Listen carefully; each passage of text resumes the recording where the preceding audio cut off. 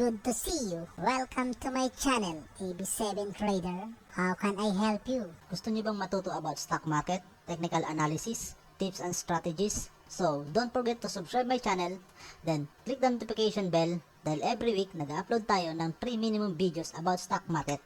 So guys, magandang gabi ulit sa inyo. So balik ulit tayo sa ating pagre-review ng ating technical analysis sa mga trending stock ngayong araw. So ilan sa mga nag-trending na stock ngayong araw guys is sina C or Chelsea Logistics Holding Corporation pa rin, CHP, si Mix Holding Philippines Incorporated, then si Dito, si EMI Holding Corporation, then MAC or Macro Asia Corporation, MM or Merrimart Consumer Corporation, MRC Allied Corporation, then NIKL or Nickel Asia Corporation, Now or Now Corporation, at yung SSI or SSI Group Incorporated.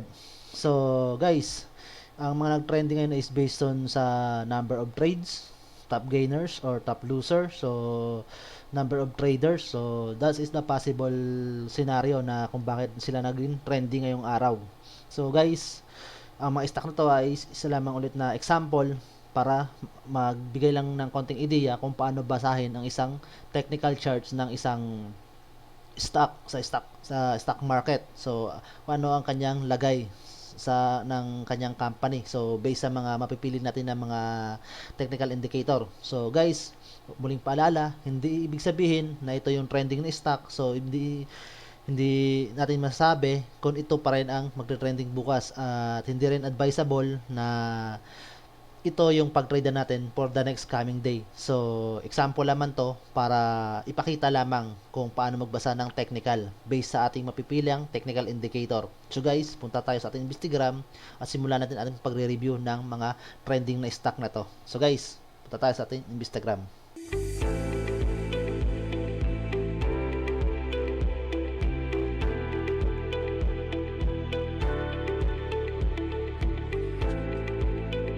So guys, nandito na nga tayo sa ating Philippine Stock Exchange Index sa ating Instagram. So ngayon guys, so maganda ang naging takbo ng ating PSEI ngayong araw. So tumaas siya ng 128.49 points at equivalent niya ng 2.03%. So may volume siya na 2.34 billion. So medyo mas mataas compare kahapon, at number of trades na 114.5K.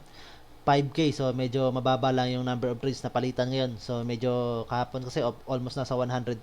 So I think so yung may value siya na 7.25 billion. So medyo huge, at medyo bumaba na rin yung net foreign buying natin ng 431.49 million. So medyo mas mababa compare kahapon guys ang ating net foreign buying ngayon.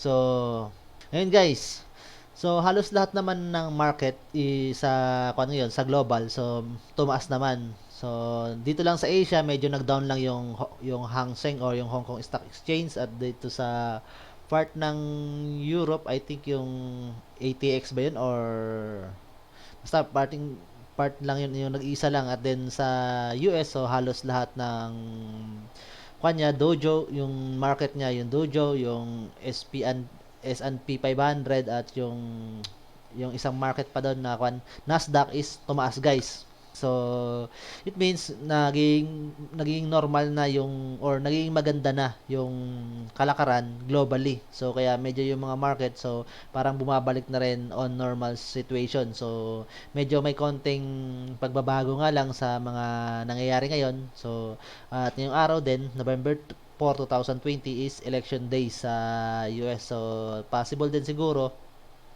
may mga na rin siguro diyan, may mga alam na rin magiging result ng ibang mga mga negosyante.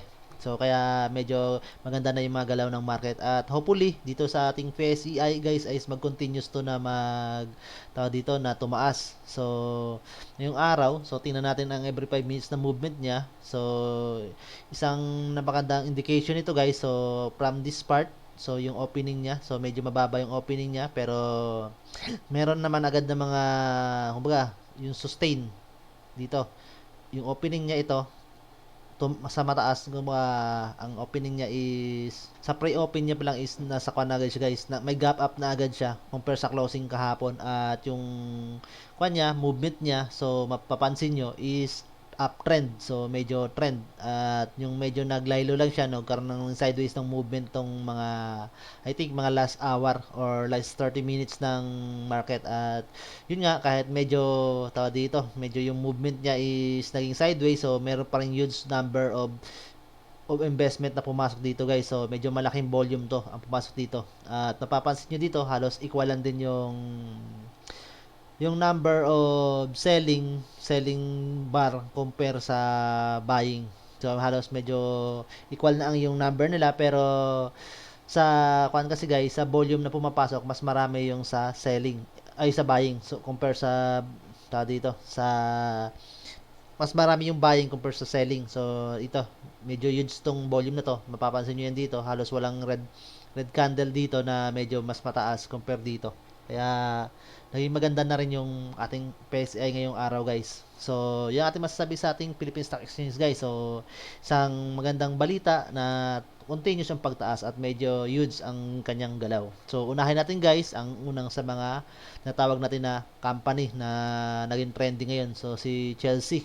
So yun nga lang, medyo kuan lang tong si Chelsea ng paggalaw ngayon guys. So medyo bumaba yung price niya. So tulad kahapon. So isa sa mga nagkuha nito guys na yung nagbaba ng kanyang price. So bakit bumaba yung price nito guys? So yung natandaan niyo yung sinabi ko na binenta niya sa Dito Telecommunications Incorporated yung equivalent ng almost 44 point something million or billion ba yun? Or million of share na binenta niya sa yung common share, at may 22.8 o 22.3 million preferred share na binenta niya sa Dito Telecommunity Incorporated. So isa 'yon sa mga possible na kung bakit yung opening ng ating kapon ni Chelsea is medyo mababa guys. So ito, kaya siya nagkaroon ng bagbagsak. So medyo malaki rin yung almost 5 I think nasa 5%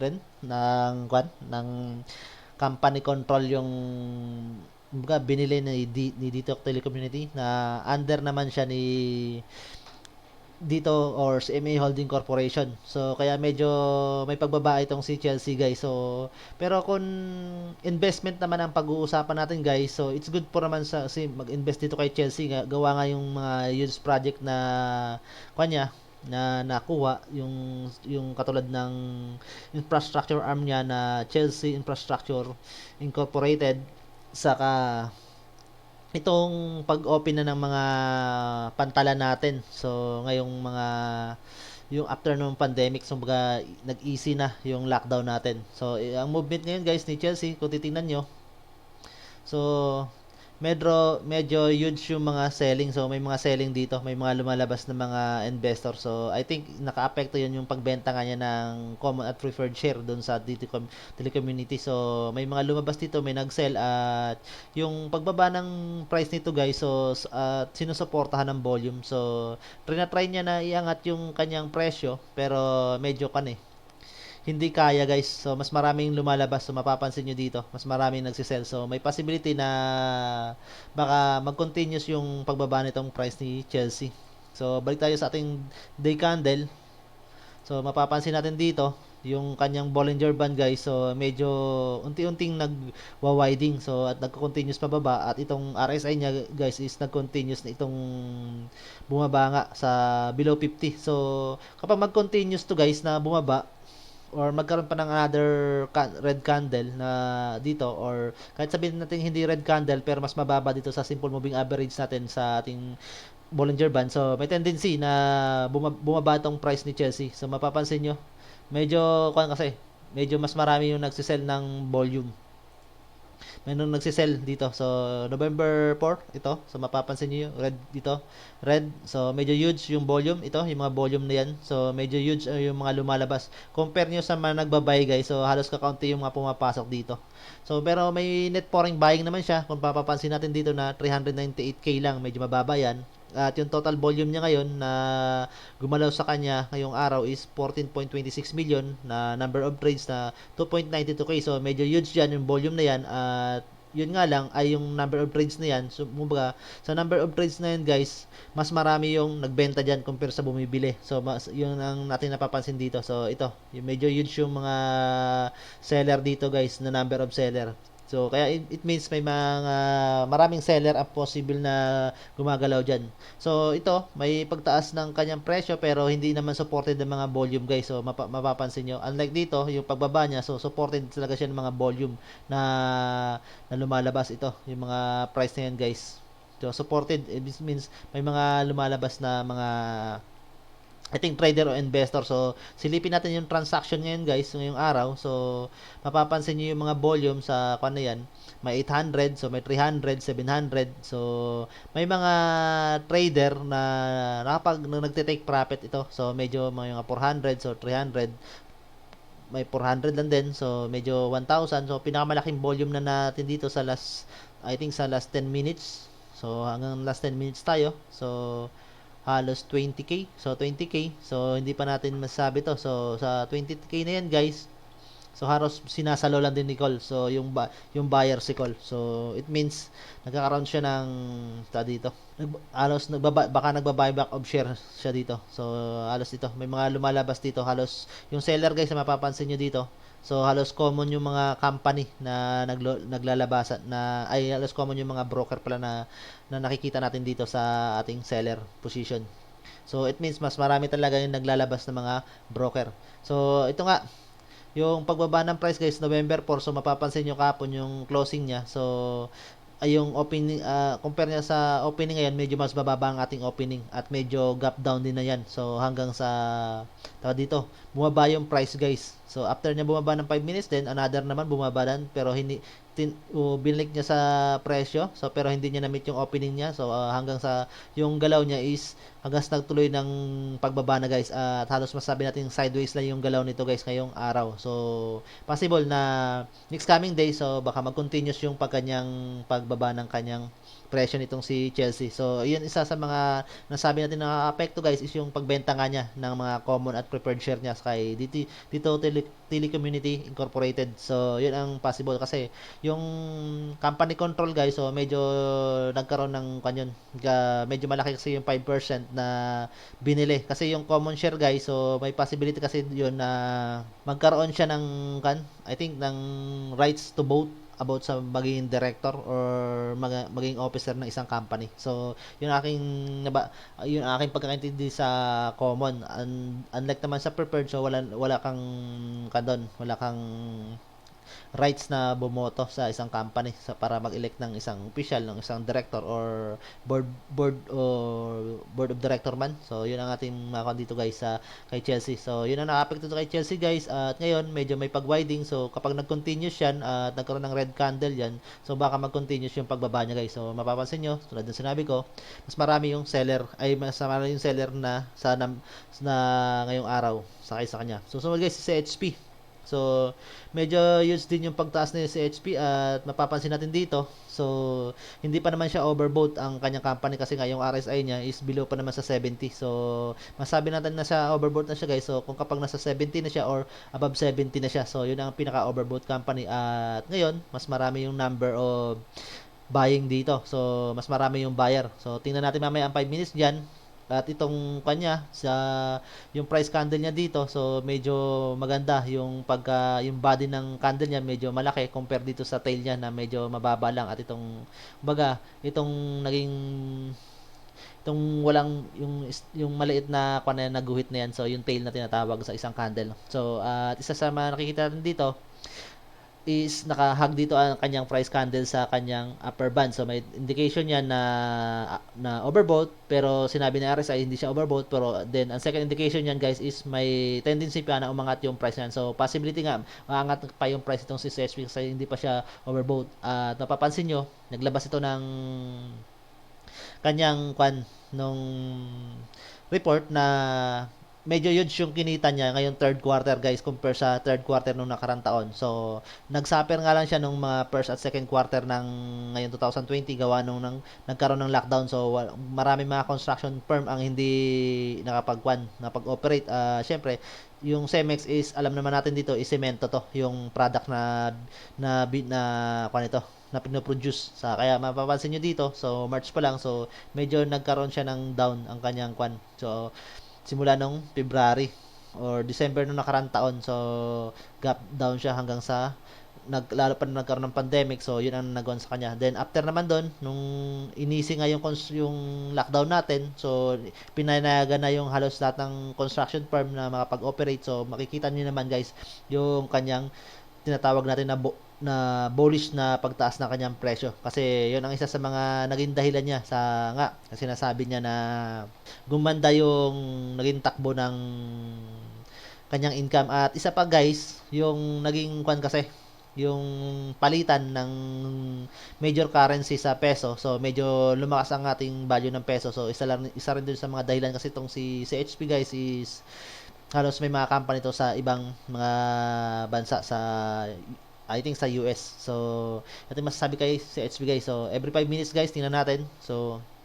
medyo mapapansin natin dito. So ngayon pa lang yung mga halos mga 12 PM pa lang, so nagkaroon ng gap up yung itong kanyang price. So yun pa lang ang naging movement niya. So may indication pa nga na magkakaroon pa to ng pagtaas. So sa opening naman guys, so gap up agad yung opening niya, din supported agad siya. So mas marami yung volume, so medyo naman may nag-take profit selling, pero medyo mas mababa naman yan. At ngayon mapapansin nyo kung i-highlight, i-zoom natin tong ating computer, so nakikita natin dito, so halos mapapansin nyo guys, mas marami nagba-buy guys compare sa nagsisell. So medyo huge yung number of buying, so it means may indication pa talaga na tataas pa yung presyo nito. So mapapansin na natin dito, so medyo huge yung number of volume yan.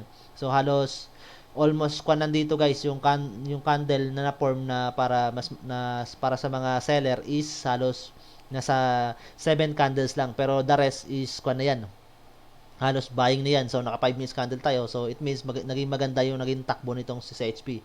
So hopefully kung baka bukas, so baka mag-continuous pa yung kanyang pagtaas guys. So yun natin nakikita, kasi nga hindi pa naman siya overbought, so ibig sabihin may ibibitaw pa siya na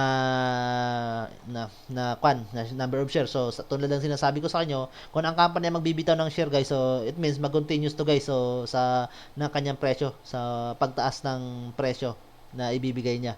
So, yun guys, ating masasabi dito kay CEMEX o kay CHP. So, sumunod guys si Dito. So, si Dito, tulad ng sinasabi ko sa inyo, so sideways pa rin yung galaw niya. So, andito naman yung sinatawag natin na support guys. So, hindi niya naman nabe-break. So, ito yung support natin na ginagawa. So, sa part na yan, then ito naman yung tinatawag natin na resistance. So, ito yung binabantay natin guys, yung part na to, yung yan. So, kung kapag naglalaro pa yung dyan guys, at itong Bollinger yung kanyang price, it means yung kanya is nagkakaroon ng sideways. So hanggat ito hindi na mimit, so yun nga, nagbelow na naman siya sa 60 na yung ating RSI. So pero ngayon guys, may mga seller na, so medyo mas marami na ulit yung seller. So possible may nag-take profit, so nagkakan muna yan, nag-take muna ng profit ang mga yan guys. So ngayon guys, yung net foreign buying natin, so positive siya ng 2.15 million. So medyo malaki rin yan guys. So may volume siya ng 123 million. At medyo huge yung number of trades siya, 17.44k. So may value siya na 707.92 million. So medyo huge yung kwani dito. So isa pa kasi guys na kwani dito guys, so tulad ng sinabi ko, yung pagbili niya kay Chelsea, yung isa sa mga subsidiary na, yung si Dito Telecommunity Incorporated. So, yun ang isa sa nagbibigay dito kay Dito na nag-expand yung kanyang yung kanyang company. So, yung expansion ng isang company. So, ibig sabihin ng expansion guys, so either na nagkakaroon siya ng panibagong yung business, so nature of business, so possible na ganun, or nag-expand siya ng isang yung another facility. So yun naman is makuha namin natin yun sa mga mall, so sa mga real estate naman yun guys. So ito guys is siguro possible is panibagong business ang ine-expand niya. So wala pa to si Dito guys. So ang nakakampan natin kay Dito guys is internet provider na subsidiary niya si Converge, then yung pagiging third telco niya. At yung wala pa sa kanya guys yung sa television. So tulad ng sinabi ko, yung frequency yung ABS, yung Sky Cable. So, 'di ba parang kanyo na parang binebenta. So, isa sa mga nagkaka-interest guys ito si Dito. So, at si Ayala. So, kung gano'n nangyayari guys, so may possibility na mag-expand nga to si Dito. So ngayon, si dito guys, medyo sideways ang kanyang galaw ng presyo. So it means na in the future guys is may pagtaas talaga to. So ito, yung kanya medyo gap down nga lang at nagka-cross to dito. So kung mag-continuous man ang pagbaba niya guys at hindi man ito mabibreak at yung support na to guys, so may possibility guys na sideways pa rin yung galaw niyan. So mga presyo niyan. So at itong Bollinger Band niya guys, so medyo sideways yung galaw at itong simple moving average. So ito lang ating tinitingnan guys, itong tawag dito, yung RSI. So, sa RSI guys, so malalaman natin. So, it means yung number of share. So, hawak ng company. So, kumbaga, nagkakaroon ng buyback. So, it means nasa kuwanan ng company. Medyo huge na yung volume nito guys. So, may possibility in the next coming days or months. So, may possible na makapakawalan yung volume niyan guys. So, tendency na baka tumaas yung kanyang presyo. So, yun natin nasasabi dito guys sa kay CME Holding. So, waiting lang tayo. So, sa ating mangyayari, so medyo huge yung number of trades ngayon. So, yung kanya medyo down, pababa itong ating price. Pero the rest naman guys, nagahag naman ating mga price candidates 5 minutes in the last minutes ng ating trading. So, may tendency talaga. So, ito, mapapansin nyo guys. So, 4 ngayon. So, medyo marami yung yung selling. So, medyo huge nga dito, yung mga candle na to. So, ito sa red na to. So, ito yung tinatawag natin na itong 4. Ito yung November 4. So, ito yung candle ng volume. So, yung price guys, so supported yung volumes pagbaba guys. Then, ito. Pero dito, puro halos huge na yung mga candle dito guys na nakikita natin. So, it means, puro halos man nagtitake profit o lumalabas muna. Pero, may paunti-unti rin man mga pumapasok guys. So, kaya mapapansin natin, may net foreign buying siya na 2.15 million. So, it means may mga investor na pumapasok sa kanya. So, transaction. So, ito, halos, mapapansin nyo, so seller si call. So, halos sinasalo guys. So, halos call. So, abako. So, ito, halos call yung ng last minutes na BPI. So, call. So, halos call guys yung itong ating Call Financial ang buyer na dito. Yung medyo nagkakaroon ng kumbaga nagba-buyback. So, it means nagba-buyback yung company. So, yun natin masasabi dito guys.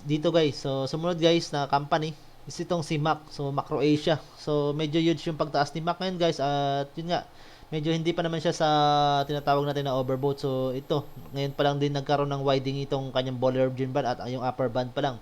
So, may indication guys na may pagtaas pa tong kanyang price guys at medyo nagkakaroon siya ng divergence dito sa ating simple moving average sa ating Bollinger Bands.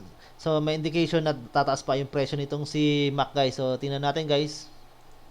So, bumibili. So, yun nga, yung pagtaas ng kanyang presyo guys. Ito. So, uptrend yung naging bullish yung trend na yun yung araw guys, yung kanyang mga price candle. So, it means may tendency talaga na tumaas pa tong si Macro Asia. So, I think kasi yung pinayagan na yata yung mga international at domestic flight siguro. So, marami na siguro mga pinayagan. Nag-open na siguro tayo sa mga tourists na dito sa ating bansa. So, yun ang mga possible dito. At alam naman natin na ang Mac guys is yung aviation mga business siya dito sa maintenance at yung repair ng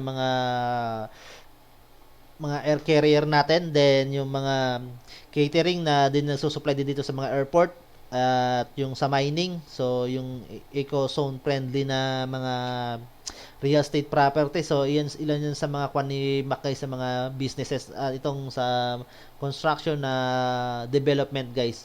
So possible na magkakaroon talaga to ng si Mac sa pagtaas ng presyo. So baka bumalik din to guys sa kanyang normal nung bago nagkaroon ng pandemic. So medyo nasa 9 pesos yon yung time na yon bago nagkaroon ng pandemic, pero yung pinaka niya talaga is high niya is nasa 19, almost 19 pesos. So ito yung pinaka na high niya, pero 2019, so nasa 19 pesos pa siya. So may tendency guys baka mag-continuous ito ng pagtaas si Mac. So ito medyo near nga lang sa tinatawag natin ng overbought, pero hindi it means niya na pababa, mag-going down yung So, either na natawag ko nga na magkaroon ng sideways. Pero guys, dito kasi, medyo para siya may pa siya. space pa siya for profit. So meron pa siyang volume na kayang ibigay guys sa mga trader or investor, sa kanyang magiging investor niya. So yun ang mga possible guys. Kaya may possibility guys na baka tumaas pa to ng kaunti itong si Now or si Mac guys. So baka kunti hanggang Friday, or I think kung hanggang Friday man or hanggang next week, so hanggang sa magkaroon to ng sideways na movement. So yun ang ating masasabi guys kay Now. So ngayon kasi medyo na siya guys magkakaroon na siya ng tinatawag dito, halos na break niya yung resistance. So wala na tayong malaking resistance maliban dito sa 5.89 guys. So halos nung July, ito yung resistance natin na lang na pinakamalayo guys. Ito yung 5.89 na yan guys na kwan. So yan ang pinaka resistance natin guys. So 5.89 close. So 5.91 pala guys. 5.91 ang ating pinaka resistance sa kwan na to. Ito ating pinaka-resistance guys. So medyo near siya dyan. Yan ang pinaka-strong resistance nating masasabi guys, na possible na pumigil kay Now sa price na yan guys. Itong 5.89. So medyo na-break niya na ito. Halos na-break niya lahat ng kanyang mga resistance. So 5.55. So possible ito ang mga possible na baka ma-meet niya guys. So medyo may window pa ng volume na kayang bitawan tong sinaw guys. So hindi pa siya overbought, so medyo huge pa yan.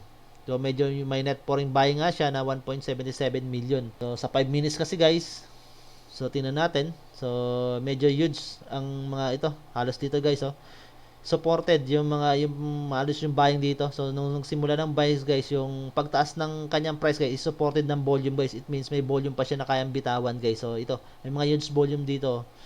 So possibility na tumaas pa tong si Macro Asia guys. So sumunod guys So continuous yung pagtaas na guys. So kasi nga yung ngayon, yung tawag dito, yung isa sa mga nagdala nito guys, yung pagtaas na yung e-commerce na sinasabi ko, yung online na yung pagbebenta niya. So nagkipag-tie up siya kay Foodpanda. So possibility na marami na rin talaga tao ngayon guys na medyo tinatamad na rin na mag-grocery, pumunta sa grocery kasi nga medyo yung movement kung ikaw guys magpupunta ka ng actual sa grocery guys, so medyo pipila ka pa bago makapasok dun sa grocery.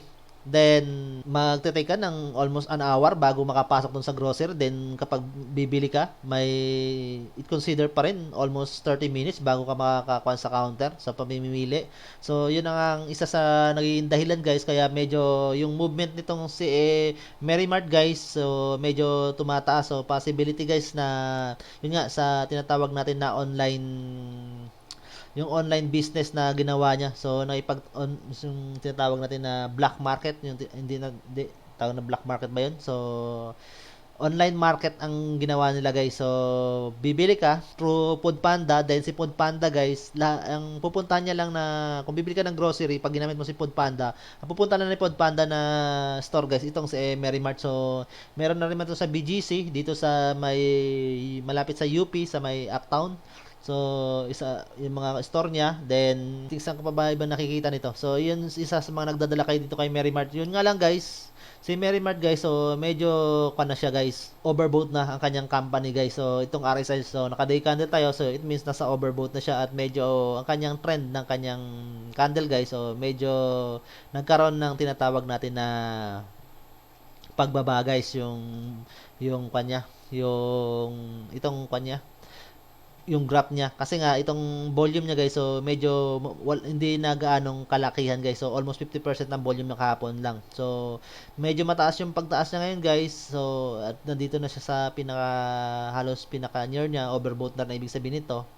At itong itong si simple moving average guys, so halos nagsisimula na rin siya guys na magkaroon ng tinatawag na pagtaas uptrend. So it means pag hinahabol niya itong si price guys, so may tendency guys na magkaroon to ng tinatawag na sideways or weakening ng trend na nagalaw guys. So ngayong araw guys, so November 4, so medyo na rin guys. So medyo mas may volume na rin na nagsisell guys. So ito, may mga volume na nagsell. So halos medyo malaki na rin yung volume ng sell. Pero may mga buying, medyo mas malaki pa rin yung buying, pero yung volume ng sell guys, so medyo huge na rin yan. At yung itong price guys na is medyo supported na rin itong volume. So, may tendency na baka magkaroon ng sideways or either na bumaba na naman itong si MM. So, itong sinatawag ko sa inyo. So, itong si Simple Moving Average, guys. So, hinahabol niya yung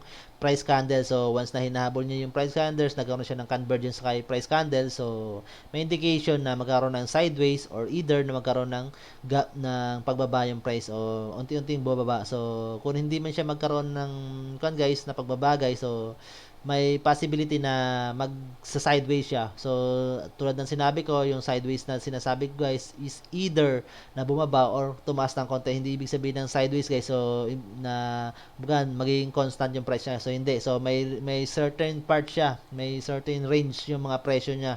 So, possibility niyan, baka tomorrow, so baka iyan na rin yung maging price niya. So baka maglaro yung price niya dito guys sa next coming day. So sa part na yan. So ito yung ating tinan guys. So ito yung maging support natin sa part na yan guys.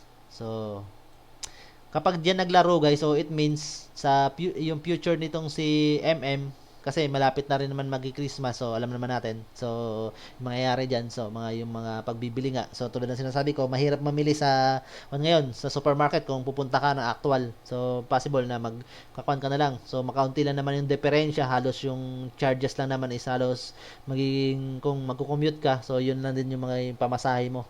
So pag dito maglaro yan guys, yung price niya guys, may tendency na in the future guys is magkaroon to ng pagtaas ng si Mary Mart. Pero kung ma-break niya itong support na to guys, itong support na nilagay natin, so may possibility na baka yung price niya so bumaba na naman dito sa 3 pesos. So yun natin masasabi dito kay MM guys. So ngayon medyo huge yung kanyang pagtaas. So, tunod guys na company is itong si MRC or MRC Allied Incorporated. So, medyo huge naman yung pagtaas niya. So, tulad ng sinasabi ko, once na gumanda yung movement ng mga mining at yung isa sa mga company niya na kumbaga yung isa sa company na minamanage niya dito sa Pilipinas na yung McDonald's. So medyo naging maganda yung galaw ni McDonald's guys sa global sa US market. So nag-gain siya almost 2%. So kagabi at then I think simula pa ng Friday so continuous yung gain ni McDonald's. So at possibility talaga niya guys tong si MRC guys. So nagkakaroon ng gain. So isa yun sa mga company niya. At yung isa sa mga guys maliban dito sa mining, yung tinatawag pa natin na yung development sa mga possible yung mga transpo, yung parang city transpo na tinatawag, yung katulad ng gagawin niya dito na cable crane sa BGC between Guadalupe at then yung Guadalupe to Inner Makati na yung parang maliit na train para i-connect dito sa Guadalupe station ng MRT.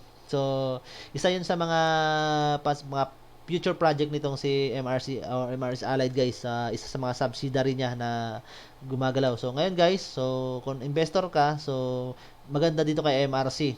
At ito nga, so continuous na naman yung pagtaas niya. So medyo bullish na naman siya. Halos nagpo-form yung yung trend niya guys. So kung mag-continuous pa tong trend na to guys, itong trend na to. So ito. So kung mag-continuous pa yan yung trend na yan. So possible niyan kung mag-continuous yan. So may possible na tumaas pa yung si MRC. So ito, yung gap niya, yung price nito. So yung makikita niyo yung movement ng price na yan guys. So, if mag-continuous yan guys na tumaas, ito si MRC. So, in the future, baka magpumalo siya ng almost 1 peso. So, gas pumalo yata ng 1 peso to eh. So, ito. So, hanggang sa 1 peso to guys yung kanyang price ng 2018. Pero yung 2019, so I think pumasok. So, bumaba siya ng 2019. So, baka umabot na naman siya guys dito sa price niya to guys. So, pero ito na yung pinaka high niya guys na price na na-meet guys, so 0.89. So pero I think kung makanya guys, so mag more than 50 centavos pa yan. So ito, nagkakaroon siya ng na bullish na trend. May trend siya dito na pagtaas eh. So may indication na in the future. Pero ngayon guys, medyo overbought siya. So it means na wala nang volume na mailalabas yung yung isang stock, yung stock na to para makakuha sa mga trader. So may possibility na magkakaroon naman to ng tinatawag na sideways na naman or either kung mag-continuous man ng pagtaas niyan guys, so may possibility na ibaba niya ng kaunti ang price niya. So may possible na yung mga may hawak na stock, so possible mag-take profit sa kasi medyo ka naman guys eh. Kung mag-take ka ng profit dito kay MRC. So ito nasa 0.45 ngayon, so medyo huge ang kanyang pagtaas. So, ito yung price range. So, tingnan natin to. So, kung nakabili ka dyan, guys. So, ito, halos 92, halos na doble. Halos 93% yung kan mo. Yung gain na yan, guys. So, kung sa part na yan. So, it means, sa mga investor dyan, so, halos na doble na yung capital nila, guys. Almost na doble yung capital nila. So, possible may mag-take profit na yan, guys. So, yun nga, sinasabi ko, baka magkaroon ng side kasi overbought na. So, sa mga trader, so hindi lang siya maging maganda tingnan guys sa mga trader, pero sa mga investor, medyo maganda siya kasi nga yung gawa ng trend na drawing natin kanina, medyo may trend na pinoform siya eh. So, may possibility na umangat yung price niya. Medyo gap up siya ng yung first 2 hours or first hour niya ng kanyang then nagkaroon na siya ng sideways. So, ito yung magdidikta. Pero dito guys, halos magpo-form na rin tayo ng narrowing to. So, it means magkakaroon nga ng sideways yung price guys. So, kung magkaroon ng sideways yung price yan guys, at yung volume siya, magkaroon siya ng mga gain ng company, may back yung company yung volume. So, in the future, so medyo mas mataas. Pero kung yung hindi makuha yung volume sa ng company para kung mag sideways, so either na bumaba yung price yan guys. So, in the coming day or week ng ating trading days bago or either bago matapos yung yung 2020, so mapapansin natin yan guys. So lalo yung kanyang dito yung pagtaas niya ulit kasi nga medyo maganda yung galawan na ulit ng ating market ngayon, so global at dito sa local. So guys, si nickel. So si nickel guys, so nagkakaroon naman siya ng gain. So medyo may pagnaro nga lang itong kanyang Bollinger Band na naman. So yun nga lang, medyo overbought na naman siya. It means nasa medyo naman huge yung number of string ngayon. So 20 volume siya is 20.36. So kung may 4 pesos siya, so 79.88 million. So medyo huge na rin yung value niyan. So may 1.27k na trade. So medyo na guys, medyo mababa to comparison, medyo mas mataas compare kahapon. So, ngayon guys, buying na naman. So, possibility tomorrow. So, baka magkaroon to ng tinatawag na pagbaba ng konti ng presyo kasi medyo nagnanaro to guys, at overbought na rin. So, ngayon guys, tingnan natin sa 5 minutes yung kanyang volume. So, ito, may volume dito nangyari. So, may nag-take profit na nga. May nag-take profit dito sa the remaining hour. So, 4. So, walang sustain volume. Hindi na sustain yung price ng volume. So, ito lang nagkaroon siya ng gap up guys. So, it means may investor na pumasok. So, yun nga, 24.18 million na net foreign buying. So, may foreign almost kanyan guys. So, halos magpo 40% ng value niya. So, net foreign buying. So, may investor na pumasok guys. So, may investment. So, it means in the future, so may magandang future si nickel kung may pumasok dito na net foreign buying na investment dito sa kanyang last ngayong araw guys. So medyo huge, at yun nga after niya na mapapansin natin na overbought, so kung may pumasok dyan na malaking investment, so possible in the future, so magkaroon to ng pagtaas itong price ni nickel. So yun natin masasabi guys sa kay nickel kasi nga may investment na pumasok. So yun ang ating sentiment. So it's my sentiment. So nasa sa inyo yan kung ano yung magiging sentiment nyo, pero para sa akin ang sentiment ko niyan, kung may isang foreign investment o may investment na pumasok medyo huge at itong company is nasa overbought, so in my indication the future magkakaroon to ng pagtaas itong movement ni nickel or yung kanyang price guys. So may trend ba? So ito lang naman yung trend na nabuo niya. So halos trend. So dito nagkakaroon siya ng trend. So ito trend na pinaform niya. So then nagkaroon siya ng sideways. So ito, there possibility na may trend. So yun ang mga trend movement na kanyang ginagawa guys. So I think na may may pagtaas si nickel. So every month guys, halos nagpo-form siya ng trend So mapapansin nyo sa every month. So itong between June and July guys. So ito. So may trend siya na per norm.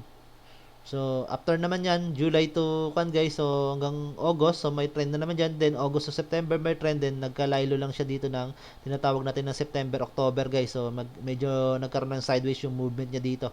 So, yun nga, sideways. So, pero yung RSI guys, sobrang baba. It means yung volume, so may bumitaw, may nag-take profit. So, ngayon na naman, baka may possibility naman yan guys na magkaroon ng sideways, pero I think in the future, so baka magkaroon to ng tinatawag na movement guys ng price. So, pero ngayon, sa mga trader, so medyo kwan muna tayo, laylo tayo kasi medyo wala tayong volume na nakikita guys kasi overbought na. So, meron pa naman yan, halos 30% kasi nga yung kwan naman yan guys, RSI, so yung range talaga niyan is 100 to, tawag dito, 100 to 0, pero ang ginagamit natin, so 30 at 70, yan ang kwan natin, oversold. So, pero it means yung between 70 and 100 is nasa reserve yun. So, kung ibibigay pa yun ng company guys, so may possible kung may kwan pa, kung may required volume, may re-request pa, kung medyo marami pa yung demand guys, so possible na bitawan pa yun guys bago magkaroon ng buyback of share. So yun ang ating isang sentiment natin na ginagawa sa isang stock guys, so sa paggamit ng RSI. So ang RSI guys, so didetermine natin dito yung volume guys na hawak ng isang company. So yun ang ating masabi. At yung dito naman sa dito sa kwan guys, yung sa Bollinger Band guys, yung trend na pinoform. So possible yung movement ng price or either na yung trend na ipoform niya. Sumunod guys, Sinaw. So Sinaw, medyo kwan pa, medyo may pagbaba guys. At ngayon nga may na-form siya na 3 black row na candle. So red kasi, tatlong red yan na yung opening niya is yung closing kahapon. So medyo ganun ang nangyayari. At kung mag-continuous to guys na magkaroon to ng tinatawag na pagbaba pa ng presyo, so baka bumaba pa. So ito yung support natin na ginawa natin kahapon. So halos near na siya dyan. So 4.22, nasa 4.25 siya ngayon. So halos pag na-break niya yung first support natin guys, so either na yung last support natin guys, itong 3.31. So kapag naglaro, pag na-break niya pa yun, so baka continuous, baka bumalik siya dito sa 2 pesos. Pero kung hindi niya naman yan guys ma-break, so may tendency na dito siya magkaroon ng sideways na movement. At yun nga, wala naman siyang gaanong, kumbaga, yung volume niya, so hawak ng company. It means may marami nag-take profit, so binalik sa company yung tawag dito, yung mga stock na nabili ng mga trader or or hindi natin masabing investor kasi yung mga trader lang naman possible na naggagalaw dyan So ito guys, medyo kung yung mga trader dito, mapapansin nyo, halos 3,000, 1,000, so 4.25. So ito yung so halos mga trader. At mapapansin nyo, yung broker guys is call. So ito, call financial. So halos puro call financial guys ang halos common na call. BPI, so halos nagko-cross trade. So it means may nagbibitaw ng share na may take profit kasi nga itong part na to. So from 2.30 something, 2.37 or 2.34, so umabot siya ng 5 pesos. So possible naging na doble yung, or almost 100% yung kanilang gain. So possible na mag-take profit at ngayon nagko-continuous yung kanyang pagbabagay. So after niya na maging overbought dito. So ito. So ngayon black row, 3 black row yan. So may tendency kung mag red candle pa yan, so may possible na may break niya yung first support natin. So baka dito siya maglaro guys. So ito yung support natin sa 3.28. So yan ang susunod at maging sunod natin na resistance guys. So ito yung 4.89. So yun ang ating pinaka-resistance guys, yung 4.89. So ma-break niya itong ating tinatawag natin na na support, or either na ito yung tawag dito, yung 4.93 ang susunod natin na resistance. So dalawa lang ang maging resistance natin, 4.89 saka 4.93. So natin masasabi guys. So pero sa ngayon, kung mag-continuous to ng pagbabas ng magkaroon ng red candle to, sa may indication na may pagbaba yung presyo na, so dito siya maglalaro, magkakaroon ng sideways dito. Pero yung volume naman guys, so maka umabot sa oversold. So ngayon medyo bumababa naman yung selling volume na. Tingnan natin every 5 minutes. So yun nga. So ngayon 4. So ito sa mayroon naman huge na dito ay medyo naman. Kumbaga medyo medyo mababa na nga yung galaw ng kanyang pero kaunti yung buying guys. Pero may net foreign investment kasi guys. It means may investor na kasi pumapasok So either na magkaroon to ng reversal guys. So may 50% na karoon ng reversal, may 50% na magkaroon ng down yung presyo kasi medyo karoon siya ng kanyang presyo pagbaba. May investment siya, yung price niya, yung volume niya, so less than 50. So ito medyo lilo. So kung magkaroon to ng tinatawag guys yung movement nito, so kasi wala ng volume or mag-continuous yung dito yung RSI niya na magkaroon ng pinatawag na side hanggang sa maging neutral yung galaw. So may possibility na baka magkaroon ng reversal. Pero sa ngayon, napapansin natin dito yung kwan is yung sunod na candle kasi nga medyo widening to. So, pag nag-continue siya guys ng red candle, so yun ang masabi natin baka may pagbaba pa ng presyo. So, yung support lang natin sa 4.25 ay 4.22. So, pag na-break bukas yan, so baka dito na siya maglaro guys sa part na to. Sa 3.28 hanggang ito, hanggang itong part nito sa 4.38. So, pero kung bukas magkaroon ng reversal to, so either ba tumaas ang presyo hanggang sa Friday. So, guys, sa SSI. So, sa SSI guys, medyo overbought na rin at medyo huge yung pagtaas niya na. So, isa sa mga naging dahilan nito guys, yung tinatawag natin na transition ng isang business. So, dati si SSI guys, yung kanito, ginagawa ito is nagbebenta ng mga branded na mga damit. So, ngayon, nung pandemic, so probably siya yung pinaka-affected kasi nga sa mga store siya yung nagbebenta. At alam naman natin, maraming mall ang nagsara at maraming nawalan ng trabaho, walang gaanong kita, income. So, possible, isa yun sa mga naging dahilan nawala ng income itong sa SSI. Ngayon guys, nag-transition siya to e-commerce. Ibig sabihin, through online na yung pagbebenta niya guys ng yung mga product niya. So, mapapansin nyo dito, medyo huge na yung pagtaas. At nung ginawa nga niya yun guys, so, may report siya na medyo tumaas na yung income niya. So, may possibility na baka bumalik sa 2 pesos guys. So, before pandemic, so, nasa 2 pesos ang normal niya kanya sa yung laro nito guys. So, unti-unti siya naglalaro nung sa 2 pesos. So, bumabalik siya noon sa time na yun after niya na mag-suffer naman nung 2000, I think 2008 ba yun? So, ito yung continuous na pagbaba niya. So, hanggang 2018. So, nakabalik siya ng 2019 pero unti-unti naman siya bumaba ulit. Then, 2020. So, na-apektuhan siya ng pandemic. Ngayon, guys, through online na at alam naman natin, marami naman ngayon nag-order through online na. So, may possibility na bumalik sa 2 pesos itong si SSI kung mag-continuous yung kanya, yung magandang retail niya ng mga product niya. Pero ngayon, so magtre-trade tayo or bibili tayo ng share, so may possibility na medyo na to guys, overbought. So may indication na either na bumaba or magkaroon ng sideways yung movement ng kanyang price. Pero para sa akin, so may medyo maliit ang chances na bumaba kasi nga medyo huge yung kanyang trend ng Bollinger Band. So, may indication na magkakaroon muna ng sideways. So, pag nagkaroon ng sideways, so pag wala nang ganong movement, so possible yung iba dyan na nakabili sa part na to or dito is mag-take profit na muna yan. So, magbibitaw ng volume. So, babalik sa isang company or sa company yung volume na kanila. So, possible, ibibenta yun ng company niyan guys sa halaga na yun. So, ang halaga na yun guys, so kung dito lang niya mabili yon sa part na yon sa 1.33, dito sa 1.5, between 1.3. So, kung doon lang sa part na yun guys, so either maibenta niya yon between 1.4 naman to 1.6. So, yun ang ating mga possible na assessment yan or sentiment sa ganyang stock guys. So, ngayon, medyo alanganin tayo kasi overbought na yung isang company guys. So guys, yun lang ating masabi guys sa mga trending na stock ngayon. So marami naman mga trending na stock ngayon dito. So tingin-tingin lang kayo dito sa mga trending. So nandito na sina DFN. So medyo huge yung value niyan. So itong MRC medyo huge nga to. So LC. So Bloom. So halos maganda yung mga kunan guys. So yung mga tawag natin dito. Yung mga real estate property, yung mga hotel. So, nag-accommodation. So, NIKL, CHP, so home. So, medyo na may maganda naman dito. So, IMI. So, electronics, integrated microelectronics. So, possible, SSP. Naging maganda na rin tong galaw ng SSP kung maganda tong si SSI, IMI. So, tingnan natin si Semicon.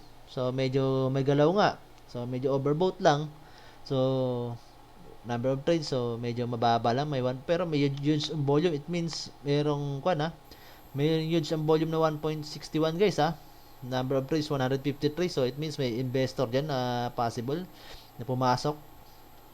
So maraming mga magandang dito guys. So nickel, CHP, itong home. So JFC. So meron guys EGI. So medyo huge din. So tinan nyo rin yung mga guys, yung mga company yan. So MBT.